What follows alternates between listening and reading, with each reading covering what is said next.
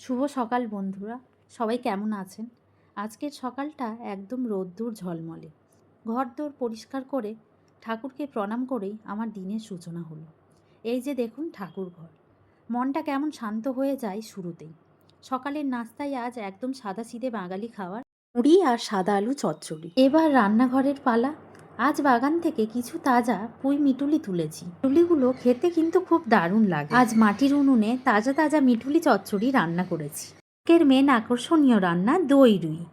প্রথমেই শিলে সর্ষে, পোস্ত, কাজু বাদাম, আদা বেটে নিচ্ছি।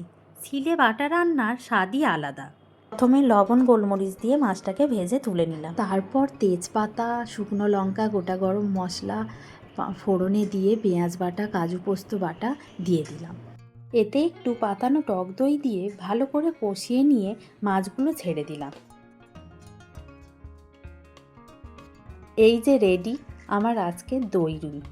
ভিডিওটি ভালো লাগলে অবশ্যই লাইক কমেন্ট করবেন। আমার চ্যানেলটি সাবস্ক্রাইব করতে ভুলবেন না। দেখা হচ্ছে নেক্সট ভিডিওতে। এখনকার জন্য টাটা।